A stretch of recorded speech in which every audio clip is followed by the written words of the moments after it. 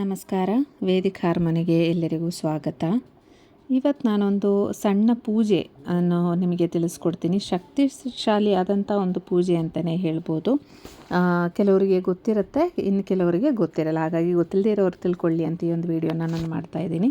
ತುಂಬ ಶಕ್ತಿಶಾಲಿ ಮಂತ್ರನೇ ಅಂತ ನಾನು ಏನಕ್ಕೆ ಹೇಳಿದ್ದೀನಿ ಅಂದರೆ, ಸ್ಪೆಷಲಾಗಿದ್ದು ಸುಬ್ರಹ್ಮಣ್ಯ ಸ್ವಾಮಿಗೆ ಸಂಬಂಧಪಟ್ಟಿದ್ದು ಒಂದು ಪೂಜೆ. ಇದು ಪೂಜೆ ಅಂತ ಹೇಳಿದರೆ ನಿಮಗೇನು ತುಂಬ ಸಮಯ ತಗೊಂಡು ನೀವು ಮಾಡಬೇಕಾಗಿರುವಂಥದ್ದಲ್ಲ.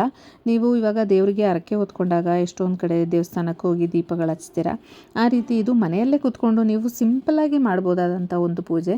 ಎಲ್ಲರಿಗೂ ದೇವಸ್ಥಾನಕ್ಕೆ ಹೋಗಿ ನೀವು ಅಂದ್ಕೊಂಡಿದ್ದನ್ನು ಮಾಡಬೇಕು ಅಂದರೆ ವಾರ ವಾರ ಹೋಗಿ ಮಾಡೋದು ತುಂಬ ಕಷ್ಟ ಆಗುತ್ತೆ. ಹಾಗಾಗಿ ಕೆಲವೊಂದು ದೀಪಗಳನ್ನು ನಾವು ಮನೆಯಲ್ಲಿ ಹಚ್ಚೋಕ್ಕಾಗೋದಿಲ್ಲ, ಕೆಲವೊಂದು ರಿಸ್ಟ್ರಿಕ್ಷನ್ಸ್ ಇರುತ್ತೆ. ಹಾಗಾಗಿ ಈ ಒಂದು ಪೂಜೆಗೆ ಯಾವುದೇ ರೀತಿಯಾದಂಥ ರಿಸ್ಟ್ರಿಕ್ಷನ್ಸ್ ಇಲ್ಲ.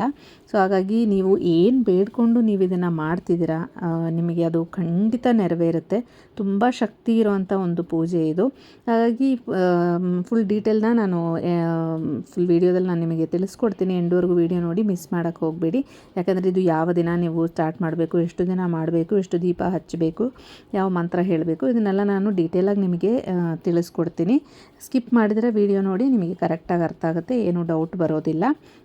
ಇನ್ನು ವಿಡಿಯೋಗೆ ಹೋಗೋಕ್ಕೂ ಮುಂಚೆ ಈ ವಿಡಿಯೋ ನಿಮ್ಮವರೆಗೂ ತಲುಪಿದ್ದೇ ಆಗಿದ್ದಲ್ಲಿ ಓಂ ಸುಬ್ರಹ್ಮಣ್ಯಾಯ ನಮಃ ಅಂತ ಕಮೆಂಟಲ್ಲಿ ತಿಳಿಸಿ. ಇಲ್ಲ ಅಂದರೆ ಓಂ ಶರವಣ ಭವಾಯ ನಮಃ ಅಂತ ಕಮೆಂಟಲ್ಲಿ ತಿಳಿಸಿ. ಈ ಒಂದು ಮಂತ್ರ ನೀವು ಟೈಪ್ ಮಾಡೋವಾಗಲೇ ನೀವು ಮಾಡಿರೋಂಥ ಎಷ್ಟೊಂದು ಪಾಪಕರ್ಮಗಳೇನಿದೆ ಅದು ಕಳೆದು ನಿಮಗೆ ಒಳ್ಳೆಯ ದಿನಗಳು ಶುರುವಾಗುತ್ತೆ. ತುಂಬ ಶಕ್ತಿ ಇರುವಂಥ ಒಂದು ಮಂತ್ರ ಅಂತಲೇ ಹೇಳ್ಬೋದು ಇದು. ಹಾಗಾಗಿ ಇದನ್ನು ಕಮೆಂಟ್ ಮೂಲಕ ತಿಳಿಸಿ. ಹಾಗೆ ನೀವು ಕಮೆಂಟ್ ಮಾಡೋದ್ರಿಂದ ನಿಮ್ಮವರೆಗೂ ತಲುಪಿದೆ ಅನ್ನೋ ಖುಷಿ ನನಗೂ ಕೂಡ ಇರುತ್ತೆ. ಹಾಗೆ ಎಲ್ಲರಿಗೂ ಒಳ್ಳೆಯದಾಗಲಿ. ಇನ್ನು ವಿಡಿಯೋಗೆ ಹೋಗೋಣ. ಮೊದಲನೇದಾಗಿ ಇದು ಶರವಣ ಭವಾಯ ನಮಃ ಅಂತ ಹೇಳಿದಾಗಲೇ ನಿಮಗೆ ಗೊತ್ತಾಗಿರುತ್ತೆ ಸುಬ್ರಹ್ಮಣ್ಯ ಸ್ವಾಮಿಗೆ ಸಂಬಂಧಪಟ್ಟಿದ್ದ ಪೂಜೆ ಅಂತ. ಸುಬ್ರಹ್ಮಣ್ಯ ಸ್ವಾಮಿಗೆ ನೀವು ಯಾವುದಾದ್ರೂ ಒಂದು ರೀತಿಯಲ್ಲಿ ಪೂಜೆ ಮಾಡಿದಾಗ, ಅದು ಇವಾಗ ಫಾರ್ ಎಕ್ಸಾಂಪಲ್ ಮನಿ ರಿಲೇಟೆಡ್ ಇರ್ಬೋದು, ಇಲ್ಲಾಂದರೆ ನೀವು ಮಕ್ಕಳಿಗೋಸ್ಕರ ಮಾಡೋದು ತುಂಬ ಉತ್ತಮ. ಮಕ್ಕಳಿಗೋಸ್ಕರ ನೀವು ಸುಬ್ರಹ್ಮಣ್ಯ ಸ್ವಾಮಿ ಪೂಜೆ ಮಾಡೋದು ತುಂಬ ಒಳ್ಳೆಯ ರಿಸಲ್ಟ್ ಸಿಗುತ್ತೆ. ಅಂದರೆ ಕೆಲವರು ರೆಗ್ಯುಲರ್ ಆಗಿ ಇದನ್ನು ಕಂಟಿನ್ಯೂ ಮಾಡ್ಕೊಂಡು ಹೋಗಲ್ಲ, ಸ್ವಲ್ಪ ದಿನ ಮಾಡ್ತಾರೆ ಆಮೇಲೆ ಬಿಟ್ಬಿಡ್ತಾರೆ. ಹಾಗೆ ಆ ರೀತಿ ಮಾಡಬಾರ್ದು. ಎಷ್ಟು ದಿನ ನೀವು ಇದು ಪೂಜೆ ಮಾಡ್ತೀನಿ ಅಂತ ನೀವು ಮನಸ್ಸಲ್ಲಿ ಏನು ಅಂದ್ಕೊಂಡಿರ್ತೀರಲ್ವ ಅದನ್ನು ನೀವು ಕರೆಕ್ಟಾಗಿ ಮಾಡ್ಕೊಂಡು ಹೋಗಬೇಕಾಗತ್ತೆ. ಸ್ಕಿಪ್ ಅಂದರೆ ಪರ್ಪಸ್ಲಿ ಅದನ್ನು ಸ್ಟಾಪ್ ಮಾಡಬಾರ್ದು. ಅದು ನಿಮಗೆ ಬೇರೆ ರೀತಿಯಲ್ಲಿ ಎಫೆಕ್ಟ್ ಆಗುತ್ತೆ. ಅಂದರೆ ನಾನು ಹೇಳ್ತಿರೋದು ತುಂಬ ನೆಗೆಟಿವ್ ಆಗಿ ಅಂತಲ್ಲ, ನಿಮಗೆ ಎಲ್ಲೋ ಒಂದು ಕಡೆ ನೀವು ಅಂದ್ಕೊಂಡಿದ್ದು ನೆರವೇರದೇ ಇರುವಂಥ ಚಾನ್ಸಸ್ ಆಗುತ್ತೆ ಅನ್ನುವಂಥದ್ದು. ಇನ್ನು ಮೊದಲನೇದಾಗಿ ಇದನ್ನು ನೀವು ಮಾಡಬೇಕಾಗಿರೋದಂತೂ ಮಂಗಳವಾರ ನೀವು ಮಾಡಬೇಕಾಗತ್ತೆ. ಮಂಗಳವಾರ ಸುಬ್ರಹ್ಮಣ್ಯ ಸ್ವಾಮಿಗೆ ತುಂಬ ವಿಶೇಷವಾದಂಥ ಒಂದು ದಿನ. ಹಾಗಾಗಿ ನೀವು ಮಂಗಳವಾರ ಅಂದರೆ ಟ್ಯೂಸ್ಡೇ ನೀವು ಈ ಒಂದು ಪೂಜೆನ ಮಾಡಬೇಕಾಗತ್ತೆ. ಮಾಡಬೇಕಾಗಿರೋಂಥ ಸಮಯ ಸಾಯಂಕಾಲ 6 ಗಂಟೆ ನಂತರ, ಇಲ್ಲಾಂದರೆ ನೀವು ಬೆಳಗಿನ ಜಾವ ಬ್ರಾಹ್ಮಿ ಮುಹೂರ್ತದಲ್ಲಿ ಮಾಡಬೇಕಾಗತ್ತೆ. ನಿಮಗಾಗುತ್ತೆ ಅಂದರೆ ಬೆಳಗ್ಗೆ ಬ್ರಾಹ್ಮಿ ಮುಹೂರ್ತದಲ್ಲಿ ಹಚ್ಚಿ, ಇಲ್ಲ ಅಂದರೆ ನೀವು ಸಾಯಂಕಾಲ. ಎಷ್ಟೋ ಜನ ಕೆಲಸಕ್ಕೆ ಹೋಗ್ತಾರೆ, ಅವರಿಗೆಲ್ಲ ಮಾಡೋಕ್ಕೆ ತೊಂದರೆ ಆಗುತ್ತೆ ಅನ್ನೋಂಥ ಮನಸ್ಥಿತಿ ಇರುತ್ತೆ. ಅದಕ್ಕೆ ದೇವಸ್ಥಾನಕ್ಕೆ ಹೋಗೋಕ್ಕಾಗಲ್ಲ, ವಾರ ವಾರ ಅಲ್ಲಿ ಪ್ರೇ ಮಾಡ್ಕೊಳ್ಳೋಕ್ಕಾಗಲ್ಲ, ಅಲ್ಲೋಗಿ ದೀಪ ಹಚ್ಚೋಕ್ಕಾಗಲ್ಲ ಅನ್ನುವಂಥವ್ರು ಇದನ್ನು ಮಾಡ್ಕೋಬೋದು. ಅಂದರೆ ಸಂಜೆ 6 ಗಂಟೆ ನಂತರ, ಇಲ್ಲ ನೀವು ಎಷ್ಟು ಗಂಟೆಗೆ ಬರ್ತೀರಾ ಅದ್ರ ಮೇಲೆ ನೋಡಿಕೊಂಡು, ನೀವು ತುಂಬ ಲೇಟಾಗಿ ಬರೋರಾದರೆ ನೀವು ಬೆಳಗಿನ ಜಾವ ಬ್ರಾಹ್ಮಿ ಮುಹೂರ್ತದಲ್ಲಿ ಹಚ್ಬೋದು.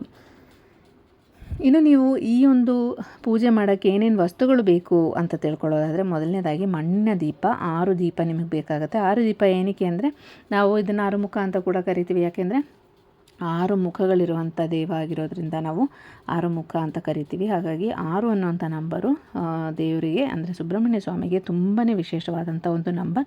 ಹಾಗಾಗಿ 6 ದೀಪಗಳನ್ನು ನಾವು ಇಲ್ಲಿ ಹಚ್ಚಬೇಕಾಗತ್ತೆ. ಹಚ್ಚಬೇಕಾದಂಥ ಸಂದರ್ಭದಲ್ಲಿ ನೀವು ಯಾವ ರೀತಿ ಇದನ್ನು ಹಚ್ಚಬೇಕು ಅಂದರೆ, ನೀವು ಶುದ್ಧಿಯಿಂದನೇ ಮಾಡಬೇಕು. ಪಿರಿಯಡ್ಸ್ ಆಗಿರುವಂಥ ಟೈಮಲ್ಲಿ ಈ ಒಂದು ಪೂಜೆನ ನೀವು ಮಾಡೋ ಹಾಗಿಲ್ಲ. ಸೊ ಒಂದು ಪ್ಲೇಟ್ ತಗೊಂಡು, ಈ ಪ್ಲೇಟಲ್ಲಿ 6 ವಿಳೆದೆಲೆ ತುಂಬ ಶ್ರೇಷ್ಠವಾದಂಥ ಒಂದು ಎಲೆ. ಪೂಜೆಗೆ ಎಲ್ಲ ಪೂಜೆಗಳಿಗೂ ನಾವು ಆ್ಯಡ್ ಮಾಡುವಂಥ ಒಂದು ಎಲೆ ಅಂದರೆ ವಿಳೆದೆಲೆನೇ. ಅದು ವಿಳೆದೆಲೆ 6 ಎಲೆಯನ್ನು ನಾವು ಇಟ್ಟು, ನಂತರ ಅದಕ್ಕೆ ಅರಿಶಿನ ಕುಂಕುಮ ಹಚ್ಚಿ, ಅದ್ರ ಮೇಲೆ ಈ ಮಣ್ಣಿನ ದೀಪ ಏನಿದೆ ಅದನ್ನು ನಾವು 6 ದೀಪಗಳನ್ನು ಇಟ್ಟು, ದೀಪಕ್ಕೂ ಕೂಡ ನಾವು ಅರಿಶಿನ ಕುಂಕುಮನ ಹಚ್ಚಬೇಕಾಗತ್ತೆ. ನಂತರ ಅದಕ್ಕೆ ತುಪ್ಪ ಇಲ್ಲ ಅಂದರೆ ನೀವು ಮಾಮೂಲಿ ದೀಪದ ಎಣ್ಣೆ ಏನಿದೆ ಅದನ್ನು ಹಾಕಿ ಹಚ್ಕೋಬೋದು. ಎಣ್ಣೆ ಹಾಕಿ ಬತ್ತಿ ಹಾಕಿ ಇದನ್ನು ನೀವು ರೆಡಿ ಮಾಡಿ ಇಟ್ಕೊಂಡು, ನಂತರ ಸುಬ್ರಹ್ಮಣ್ಯ ಸ್ವಾಮಿ ಫೋಟೋ ನೀಟಾಗಿ ಒರೆಸಿ, ದೇವರಿಗೆ ಹೂವು ಇಟ್ಟು, ಅರಿಶಿನ ಕುಂಕುಮ ಎಲ್ಲ ಇಟ್ಟು, ನಂತರ ರೆಡಿ ಮಾಡಿ ಇಟ್ಕೊಂಡು ದೇವರಲ್ಲಿ ಪ್ರಾರ್ಥನೆ ಮಾಡಬೇಕು. ಏನು ನೀವು ಪ್ರಾರ್ಥನೆ ಮಾಡಬೇಕು ಅಂದರೆ, ನೀವು ಯಾವ ಬೇಡಿಕೆ ಇಟ್ಟು ದೇವರನ್ನು ಬೇಡ್ಕೊತಿದ್ದೀರ. ಯಾಕಂದರೆ ಇದು ನೀವು 9 ವಾರ ಕಂಟಿನ್ಯೂಸ್ ಆಗಿ ಮಾಡಬೇಕಾಗುತ್ತೆ. ಕಂಟಿನ್ಯೂಸ್ ಅಂದರೆ ಕೆಲವೊಂದು ಸರಿ ನೀವು ಇವಾಗ ಏನಾದರೂ 9 ವೀಕ್ಸ್ ಮಾಡೋವಂಥ ಸಂದರ್ಭದಲ್ಲಿ ಪೀರಿಯಡ್ಸ್ ಆಗುವಂಥದ್ದು ಆ ರೀತಿ ಆದಾಗ ನೀವು ಸ್ಕಿಪ್ ಮಾಡಿಕೊಂಡು ನೆಕ್ಸ್ಟ್ ವಾರದಿಂದ ಕಂಟಿನ್ಯೂ ಮಾಡ್ಕೊಂಡು ಹೋಗ್ಬೋದು. ಯಾವುದೇ ರೀತಿ ಪ್ರಾಬ್ಲಮ್ ಆಗೋಲ್ಲ. ಹಾಗೆ ಕಂಟಿನ್ಯೂಸ್ ಅಂದರೆ ನೀವು ಅದನ್ನು ಬಿಟ್ಟು ನೀವು ಬೇರೆ ದಿನಗಳಲ್ಲಿ, ಬೇರೆ ವಾರದ ಮಂಗಳವಾರಗಳಲ್ಲಿ ಇದನ್ನು ಕಂಟಿನ್ಯೂಸ್ ಆಗಿ ನೀವು ಮಾಡ್ಕೊಂಡು ಹೋಗಬೇಕಾಗುತ್ತೆ. ನಂತರ 9 ವಾರ ಆಗೋಷ್ಟೊತ್ತಿಗೆ ನಿಮಗೆ ನೀವೇನು ಬೇಡಿಕೆ ಇಟ್ಟಿದ್ದೀರೋ ನಿಮಗೆ ಅದರ ರಿಸಲ್ಟ್ ಖಂಡಿತ ಸಿಗುತ್ತೆ. ಹಾಗಾಗಿ ನಿಮ್ಮ ಬೇಡಿಕೆ ಏನಿದೆ ದೇವ್ರ ಮುಂದೆ ಅದನ್ನು ನೀವು ಇಡಬೇಕಾಗುತ್ತೆ. ನಿಮ್ಮ ಮನಸ್ಸಲ್ಲಿ ಏನು ಅಂದ್ಕೊಂಡು ನೀವು ಈ ದೀಪ ಹಚ್ತೀನಿ 9 ವಾರ ಅಂತ ನೀವು ಏನು ಅಂದ್ಕೊಂಡಿದ್ದೀರಾ ಅದನ್ನು ನೀವು ದೇವರಲ್ಲಿ ಪ್ರಾರ್ಥನೆ ಮಾಡಿಕೊಂಡು ನಂತರ ನೀವು ಈ ದೀಪನ ಹಚ್ಚಬೇಕಾಗತ್ತೆ. ಈ ದೀಪ ತುಪ್ಪದ ದೀಪ ಆದರೆ ತುಪ್ಪ ಹಾಕ್ಬೋದು, ಇಲ್ಲ ಎಣ್ಣೆ ಹಚ್ಕೊಂಡು ಮಾಡ್ತೀನಿ ಅಂದರೆ ನೀವು ದೀಪದ ಎಣ್ಣೆ ಸಿಗುತ್ತಲ್ವ ಅಂಗಡಿಯಲ್ಲಿ, ಅದನ್ನು ಹಾಕ್ಕೊಂಡೇ ದೀಪನ ಹಚ್ಬೋದು. 6 ದೀಪಗಳನ್ನು ಹಚ್ಚಿ ನಂತರ ನೀವು ಓಂ ಶರವಣ ಭವ ನಮಃ ಅಂತ ಹೇಳಬೇಕಾಗತ್ತೆ. ಇದನ್ನು ನೀವು 18 ಟೈಮ್ಸ್ ಹೇಳ್ಬೋದು, ಇಲ್ಲ 9 ಟೈಮ್ಸ್ ಹೇಳ್ಬೋದು, ಇಲ್ಲ 108 ಟೈಮ್ಸ್ ಹೇಳ್ಬೋದು. ಈ ರೀತಿ ನೀವು ಕಂಟಿನ್ಯೂಸ್ ಆಗಿ ನಿಮಗೆ ಎಷ್ಟು ಸರಿ ಹೇಳೋಕ್ಕಾಗುತ್ತೋ ಅಷ್ಟು ಸರಿ ಹೇಳ್ಬೋದು. ನೀವು ಮನಸಾರೆ ಅದನ್ನು ಹೇಳ್ತಾ ಹೋದರೂ ಕೂಡ ಸುಬ್ರಹ್ಮಣ್ಯ ಸ್ವಾಮಿ ಆಶೀರ್ವಾದ ನಿಮಗೆ ಯಾವಾಗಲೂ ನಿಮ್ಮ ಮೇಲಿರುತ್ತೆ.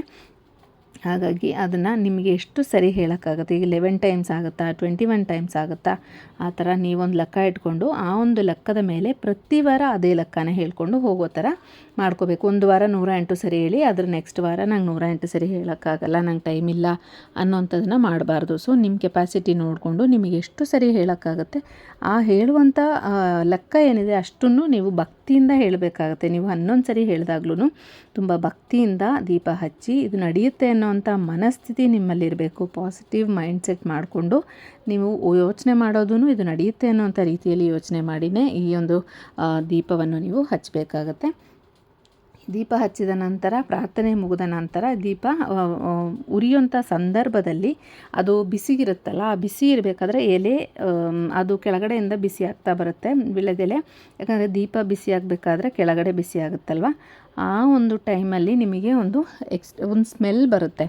ಆ ಎಲೆ ಬಿಸಿಯಾಗುವಂಥ ಸಮಯದಲ್ಲಿ ಒಂದು ಸ್ಮೆಲ್ ಏನಿದೆಯಲ್ವ ಅದು ನೀವು ಎಳ್ಕೋಬೇಕು. ಅಂದರೆ ನೀವು ಬ್ರೀತ್ ಇನ್ ಮಾಡಬೇಕಾದ್ರೆ ನಿಮಗೆ ಆ ಎಲೆ ಸ್ಮೆಲ್ ಬರುತ್ತೆ. ಆ ರೀತಿ ಅದನ್ನು ನೀವು ಬ್ರೀತ್ ಮಾಡ್ಕೋಬೇಕು. ಆ ಒಂದು ಸಂದರ್ಭದಲ್ಲಿ ನಿಮಗೆ ಒಂದು ಪಾಸಿಟಿವ್ ಆದಂಥ ಒಂದು ವೈಬ್ ಕ್ರಿಯೇಟ್ ಆಗುತ್ತೆ ನಿಮ್ಮ ಬಾಡಿಯಲ್ಲಿ.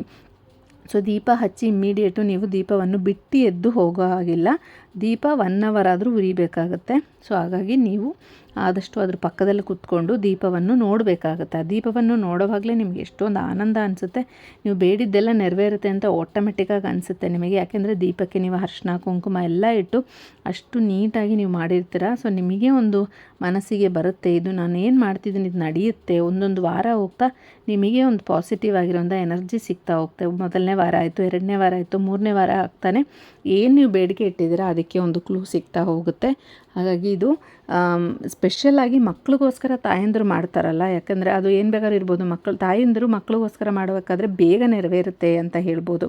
ಯಾಕೆಂದರೆ ಈಗ ಮಕ್ಳಿಗೆ ಜಾಬ್ ಸಿಗೋಕ್ಕೋಸ್ಕರ ಇರ್ಬೋದು, ಅವರು ಎಕ್ಸಾಮ್ ಬರೀತಿದ್ರೆ ಅದಕ್ಕೋಸ್ಕರ ಇರ್ಬೋದು, ಇಲ್ಲ ಬೇರೆ ಏನಾದರೂ ಒಂದು ಬೇಡಿಕೆ ಮಕ್ಕಳಿಗೋಸ್ಕರ ಅಂತ ತಾಯಿಯಂದಿರು ಮಾಡಿದರೆ ತುಂಬ ಒಳ್ಳೆಯ ರಿಸಲ್ಟ್ ಸಿಗುತ್ತೆ ಈ ಒಂದು ಪೂಜೆಯಲ್ಲಿ. ಹಾಗಾಗಿ ಇದನ್ನು ನೀವು ಟ್ರೈ ಮಾಡಿ. ದೀಪ 1 ಅವರ್ ನಾನು ಹೇಳ್ದಾಗೆ ಉರಿಬೇಕು. ಅದ್ರ ಪಕ್ಕದಲ್ಲಿ ಕೂತ್ಕೊಂಡು ಆ ಸ್ಮೆಲ್ ಏನಿದೆ, ಎಲೆದು ಸ್ಮೆಲ್ ನಿಮಗೆ ಸಿಗುತ್ತಲ್ಲ, ಅದು ತುಂಬಾ ಒಂದು ಪಾಸಿಟಿವ್ ಆಗಿರೋಂಥ ಎನರ್ಜಿ ಕೂಡ ನಿಮಗೆ ಕ್ರಿಯೇಟ್ ಮಾಡುತ್ತೆ. ಎಲ್ಲರಿಗೂ ಒಳ್ಳೆ ರಿಸಲ್ಟ್ ಸಿಗುತ್ತೆ. ಖಂಡಿತ ಎಲ್ಲರೂ ಒಂದು ಸರಿ ಟ್ರೈ ಮಾಡಿ ನೋಡಿ ಅಂತ ಹೇಳ್ತಾ, ಈ ವಿಡಿಯೋ ನಿಮಗೆ ಇಷ್ಟ ಆಗಿದ್ದಲ್ಲಿ ನನ್ನ ಚಾನಲನ್ನು ಸಬ್ಸ್ಕ್ರೈಬ್ ಮಾಡಿ. ಹಾಗೆ ಮುಂದಿನ ವಿಡಿಯೋದಲ್ಲಿ ಸಿಗೋವರೆಗೂ ನಮಸ್ಕಾರ.